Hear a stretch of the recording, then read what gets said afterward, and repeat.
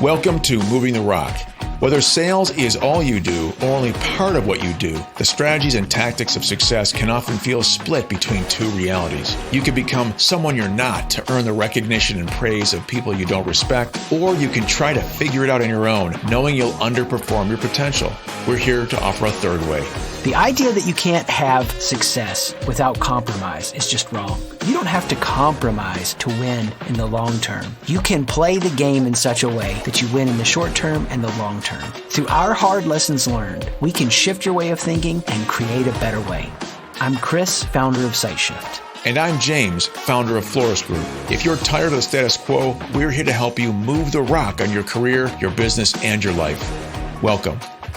All right, Chris, here we are again, man. I'm excited for today's topic. We're here. Wait, what? Are you already recording? No, I'm kidding. I'm excited too, man. Anytime that we can help people advance and accelerate their awareness, dude, I don't need work-life balance for that. That's like, do that all day long, fire pit all night. Around the fire pit all night. And the good deal is you're back from vacay. We just got back from Father's Day. A lot of things that energize us. And now we're getting into a real cool topic. Topic number 5 in our series. Why don't you kick us off? Yeah, well, one of the things we've emphasized, we'll say it again, these lessons are connected, but you don't have to listen to them to listen to one standalone, because it is a journey. So you can get the deep impact value by being here today.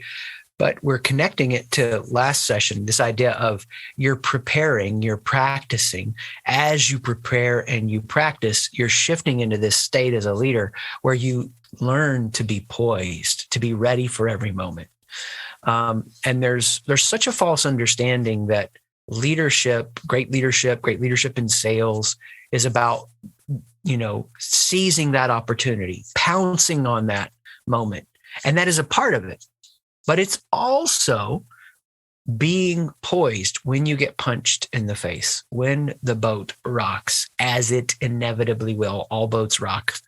All operations have things happening behind the scenes that need improvement. How can you as a leader create an awareness within yourself so you know where you are at all times? You're poised. You're ready. You've got this grasp of your situation. And so really excited to walk through this template and framework to help people know in a moment's notice, this is where I'm at. And sales is a game of probability. So that means it's perfect synchronicity with this concept, right? We're going to have good days, bad days, good conversations, bad conversations. We're going to have conversations where we have no idea where we stand. We have no idea if it's going to be good or bad. And, it's going to be our emotional state that creates the stress for us, creates the barrier for us to kind of get past where we are and get back into that flow. So that I'm really looking forward to this conversation. And one of the things for me that's so huge that I think we forget is, there's this idea that you're as good as your last win. And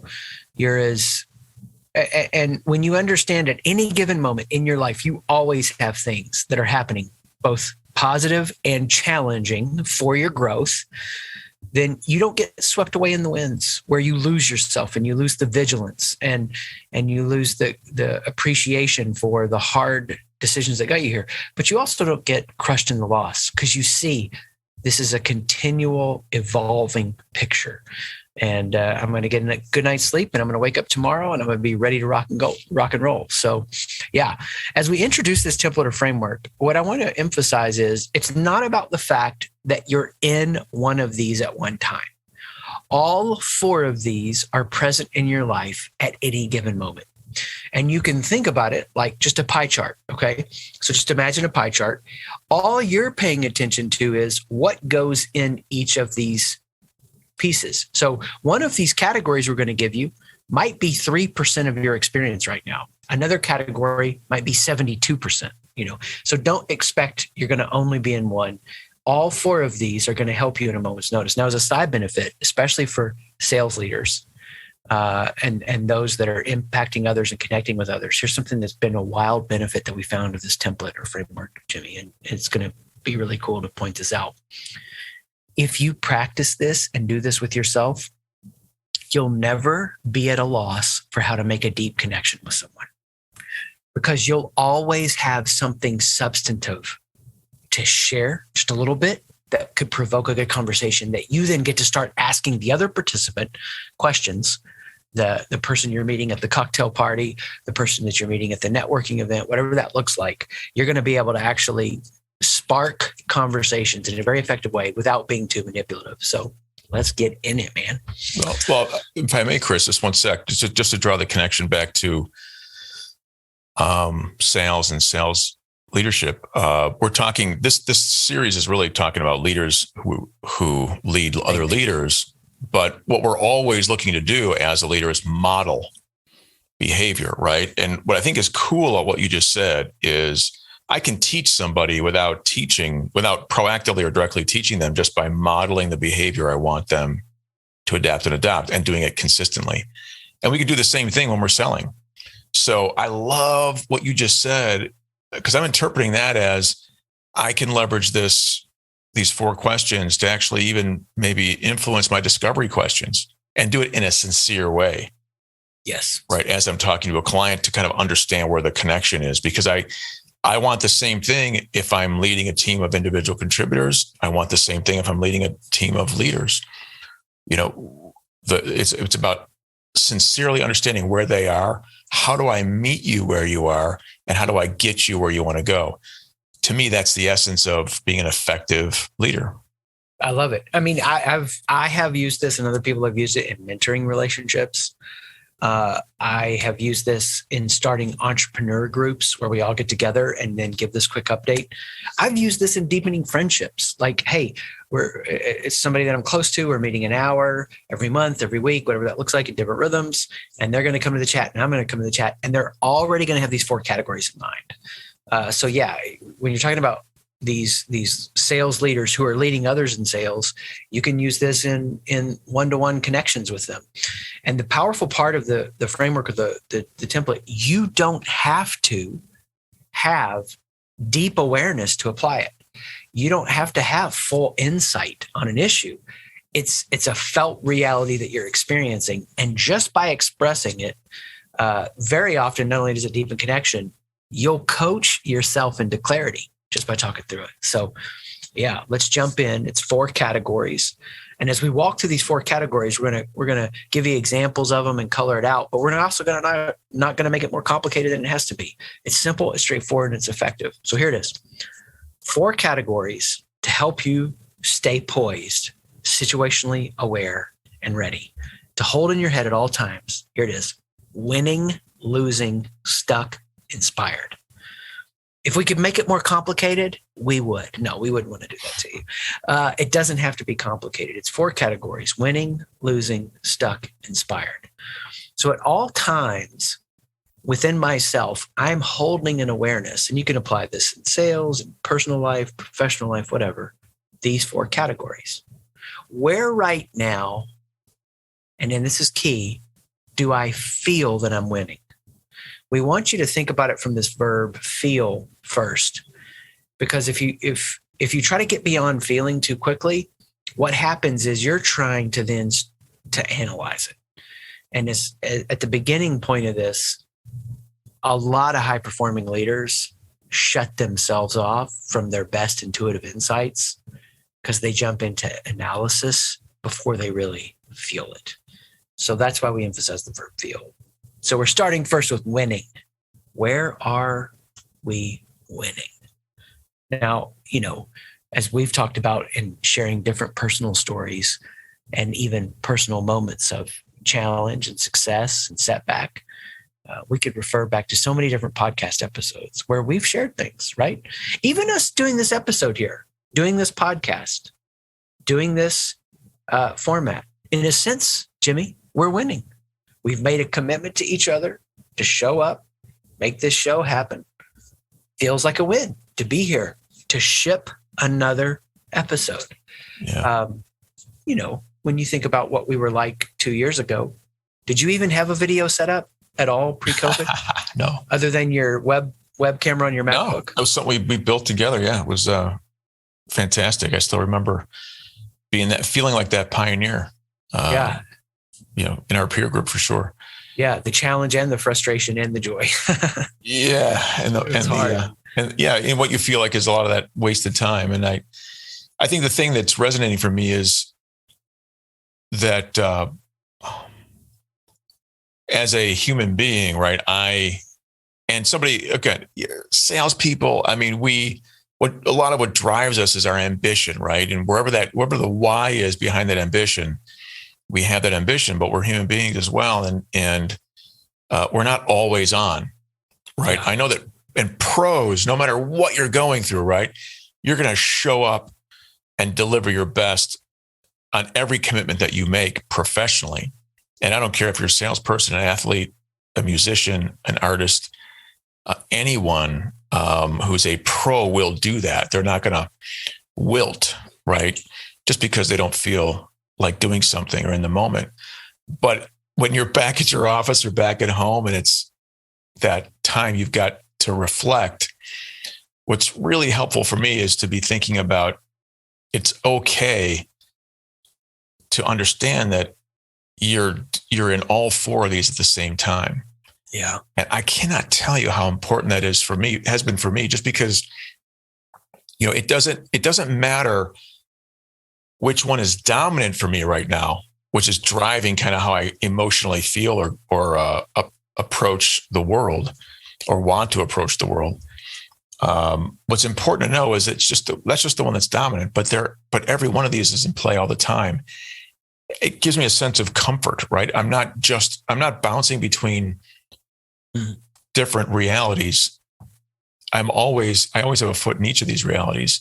It's really just kind of being aware of which one is dominating you right now, so that you can kind of, if it's something you don't want to have dominate, like this feeling of losing, you can reflect on, where you're stuck, where you're winning, where you're inspired. And that's going to pull you out of that. For me anyway, it pulls me out of that malaise, that negative kind of mindset.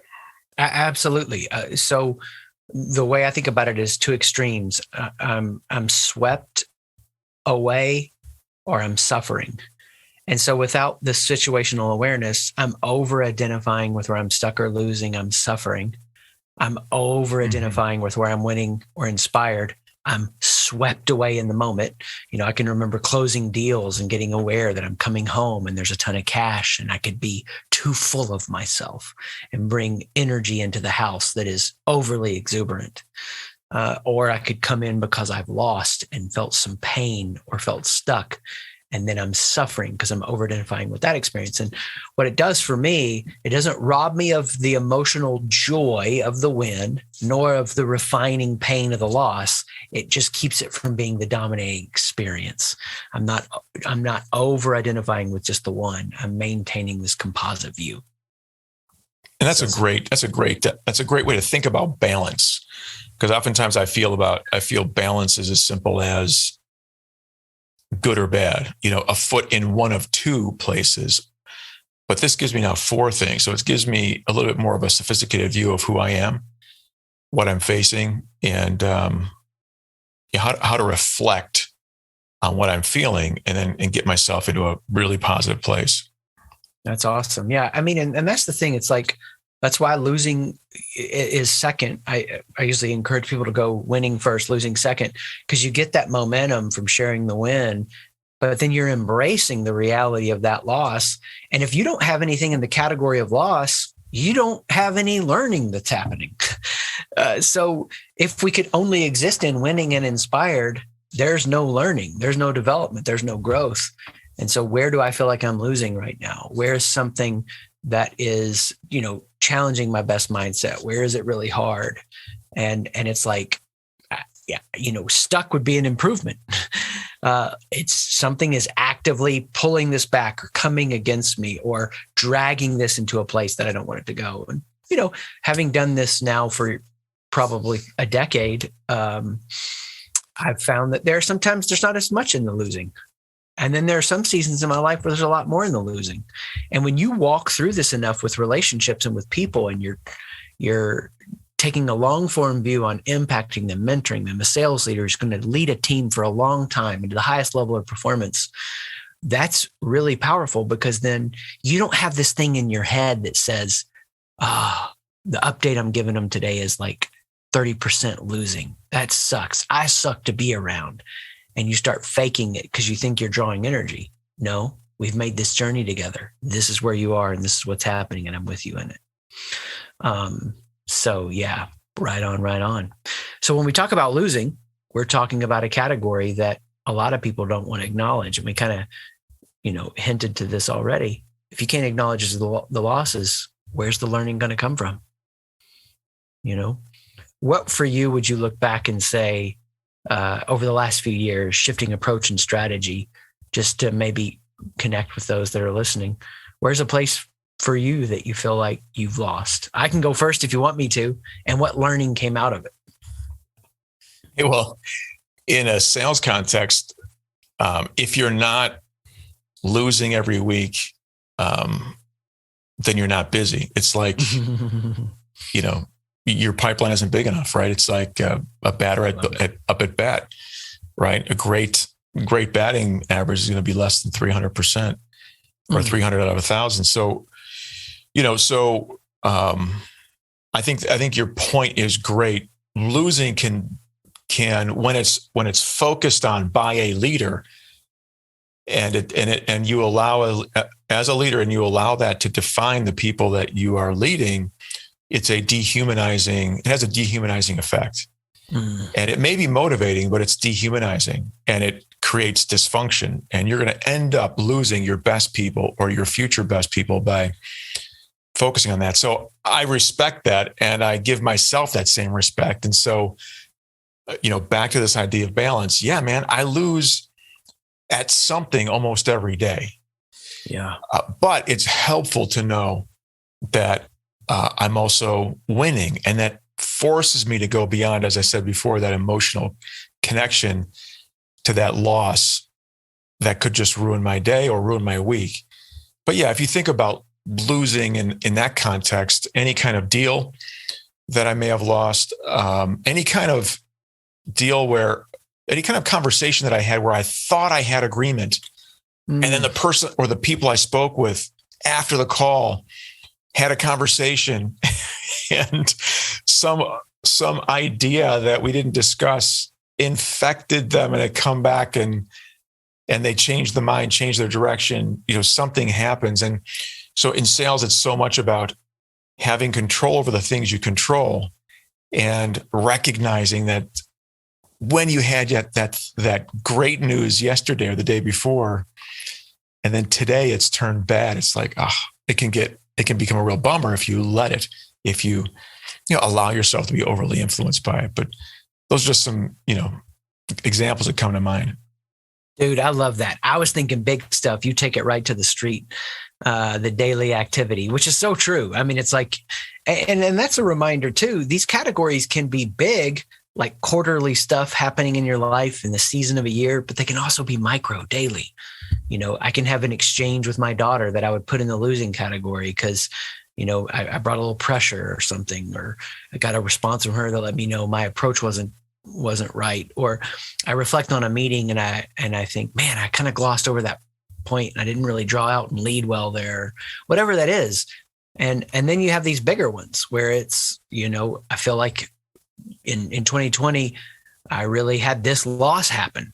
And then I shifted and I started winning because I addressed it, I accepted it, I acknowledged it and saw it as learning. So, that's a really powerful point of application that we want to make sure people take away. These categories can help you understand the big movements of your life. What does it look like winning, losing, stuck, inspired at a quarterly or annual or multi-year view, and also the daily rhythm. So as we talk about losing, the key piece here as you shift to the next category, stuck, is to help people understand the difference. And you don't have to be like the semantic police over this, but I've just found in developing this and working with people over the years and having conversations, there needs to be a category for these things that don't feel like a loss yet. You sense it's not going like it's what you want it to, or you really know for sure that it isn't, But it's not really like having this negative drag pull you back effect. It's just not all it could be, or it's not fixed. And so we use that term stuck. Now, paradoxically, just like, acknowledging the winning and the losing has this cognitive effect, so does acknowledging something is stuck, because the minute you admit you're stuck somewhere, guess what? You've taken the first step on not being stuck. And if you're out there and you're leading, it takes a ton of courage to lead, and a ton of tenacity and resilience and leaning in. And we need to get all the emotional fuel and all the momentum we can. And so for me, when I have a problem that I'm stuck on and I go, okay, it's a problem, and I see that it's a problem. Wow. Good job, Chris. You already see it's a problem and you accept that. That's step one. We're going to get where we need to get just by taking that first step. We've got other steps to take after that. I'm stuck here. Now, Jimmy, can I tell you something crazy? A couple of days ago, maybe 4 or 5 days ago, one of my daughters was processing something while we were on vacation. And she doesn't listen to this podcast, so I can say it. Got a little annoyed. I'm like, I'm on vacation. Don't bring your problem vibes up in my zone. I'm out. I think at the time, the fifth time she had brought it up, and she's just externally processing this concern. At that time, I'm laying on a raft in a pool, looking at palm trees, and I started to get a little irritated. And then she said this, because she was trying to work it out in her head, and it was about a job move. She goes, I'm stuck. And I almost rolled off the raft. Now, I didn't say anything, but on the inside, I felt it. I was like, man, that's powerful. She has already categorized that and acknowledged it. Do you know how advanced that is? How many adults do that? And she's already down the path of fixing it, right? Just by acknowledging that. So where are those things that you're working at it? It's not turning around. You're not figuring it out. And you're going, there's got to be a better way. We all get stuck. It's normal. Yeah. When I think about being stuck, I think about, I've commented on this before, but man, one of the worst things is a losing streak. Man,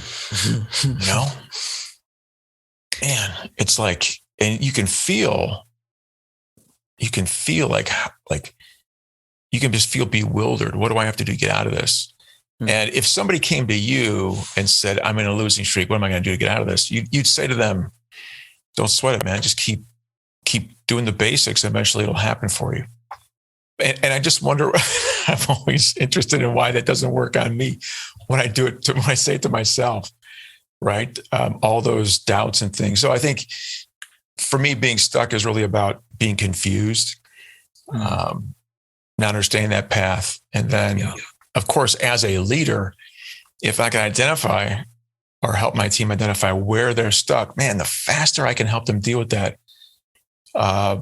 either by just being a couple of ears to listen to, or if I can actually help them proactively, man, it's going to make a world of difference for my team. Yeah. I appreciate you saying that. It actually brought to mind a memory that I forget about. Do you remember the movie, The Pursuit of Happiness with Will Smith? Sure. Of course, based on a book, true story. So there's the one scene in the moment where they need a place to stay. They've been kicked out of the hotel and they literally sleep in a subway bathroom. And he's just like got his foot up against the door while they're sleeping. And when I saw that, I felt like it literally impaled me, ripped my guts out and just left them laying on the floor. Because at the time in my story, we were, we had hit bottom and there was nothing there, and there's no net, no safety net, nothing to catch us. And I'm trying to piece all this together and figure all this out. And man, the pressure was so intense. But at the time on my laptop, I put as the desktop screen that scene, because probably 60 to 70% of my daily reality was in the losing and stuck categories. It was hard, man. It was hard. And now I can have something that pops in the losing category and it's like 10%. And I'm like, and there's nothing anywhere near that. So that's a trip down memory lane for me. Thank you. Thank you. I'm wondering, Chris, though, um, for so many salespeople, winning is core to our identity, or what we think is our identity, right? So we are winners when we're winning. We are losers when we're losing. How does somebody, once they recognize how they're feeling, how do they avoid, allowing it to define who they are? Yeah.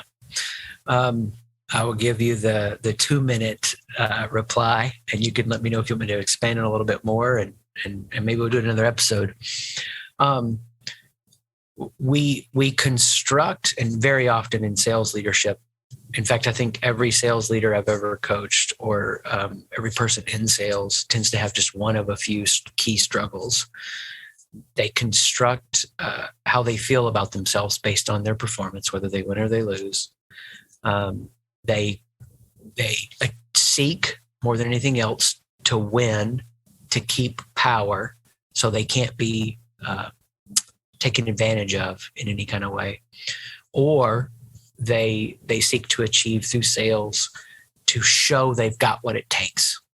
I told you I could do this. And you might feel like you're all three of those when you listen to this, but one tends to be dominant. And so first off, you just recognize this, that who you are is more than your wins or your losses. It's more than any kind of power you would achieve or accumulate. And you do not have to be driven by this insecurity to convince people that you can do this. Each of those three concerns or fears will get you performing and moving, but at some point you will lose your edge, because that fear will have this drag coefficient on your brain, and you'll lose your sharpness. So first, just notice the insecurity, what's driving you. Second, do a mental experiment. Flip it. What if the opposite's true? Just try that on. Just try it on. What if the opposite's true? What if I get to feel a certain way about myself, whether I win or lose, and then I go play to win out of joy? What if the opposite is true? It's not about the power I accumulate, but how much I empower those around me. Because power isn't something I have to collect. It's something that I let flow through me. And what if it's not about how capable I can show myself to be, how much I can prove that I can do this? What if instead I start teaching to other people what I know, whatever little bit or lot bit it is? And then so what happens is the insecurity begins to be a place where things flow through you. So that's a precise but simple answer on how that may show up. Yeah, and that insecurity, people that look at or believe that fear is fuel, or that when insecurities are manipulated to create drive or to create fuel, it also comes with a ton of friction. So it's not. It may give you a short-term boost, not something to build a career on, not something to build a relationship on, for sure.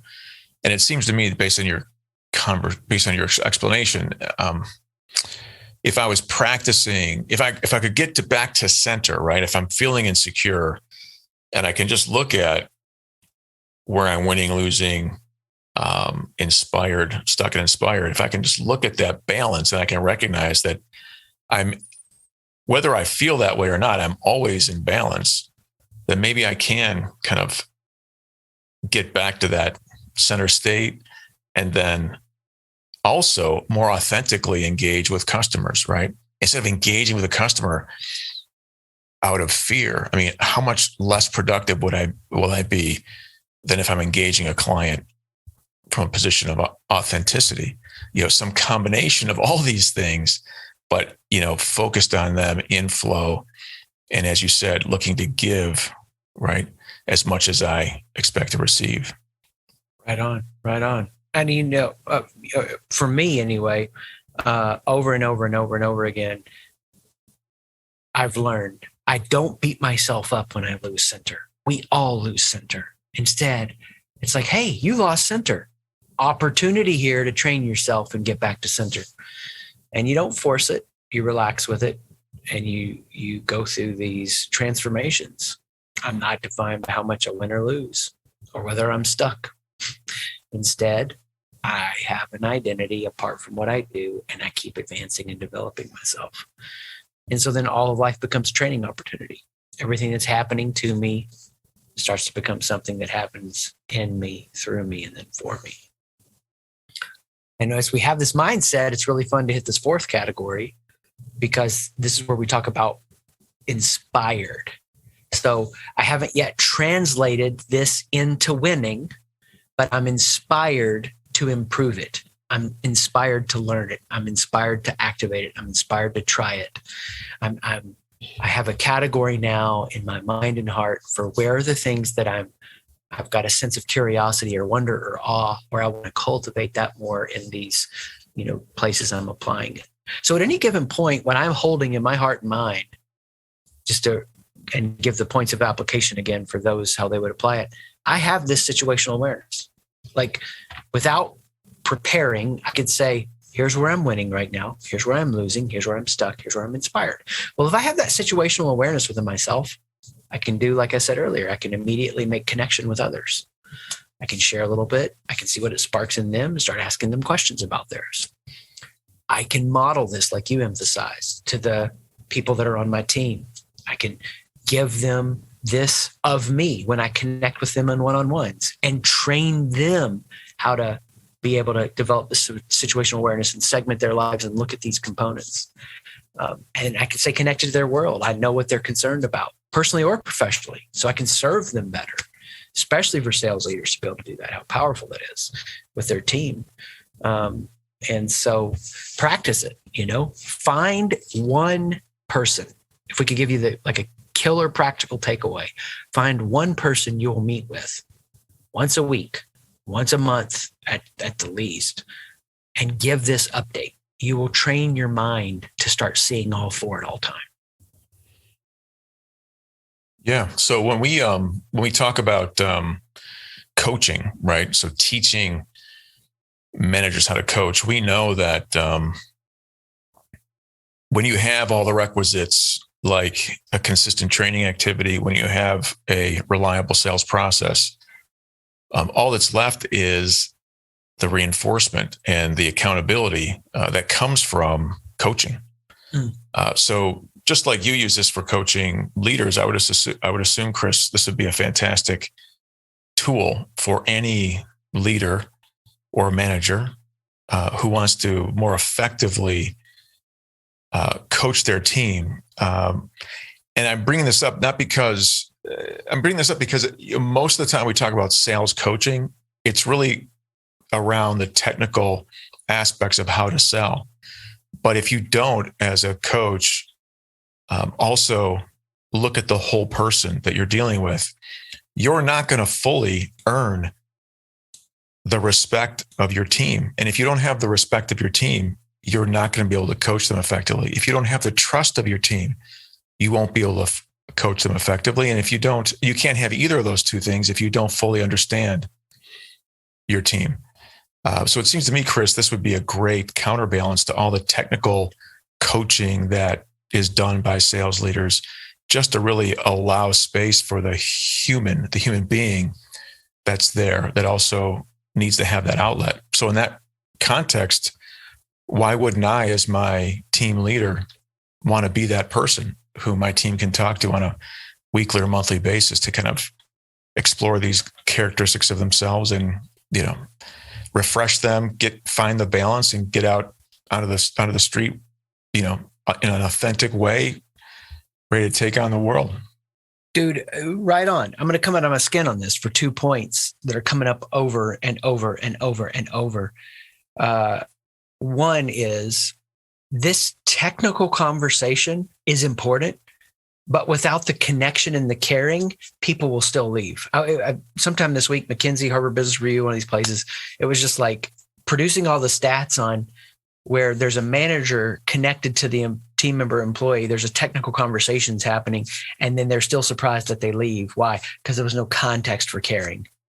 And if you spend 5 minutes winning, losing, stuck, inspired, you're going to stay connected and you're going to care for them and they're going to feel cared for. And the second thing is it takes the pressure off, conversations where it's like when we were teenagers and we had all those funky, crazy, wild feelings happening all over the place.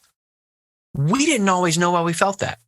And if we parent with wisdom, and you and I have both parented kids through adolescence, we don't pressure them to always know their feelings and why they're there because they don't always know. And guess what? Adults are the freaking same. And so what's happening is sometimes these conversations get too complex and you got to know what you feel and why you feel it. Well, when I can just tell you winning, losing, stuck, inspired, I don't have to judge it. I don't have to filter it. And it doesn't have to be so technically aware. So yeah, the technical is important, but by having this piece, it offsets what would be missing. Yeah. Super cool. Go do it, people. Find somebody to meet with. Thanks, Chris. Thanks, buddy. Thanks for listening.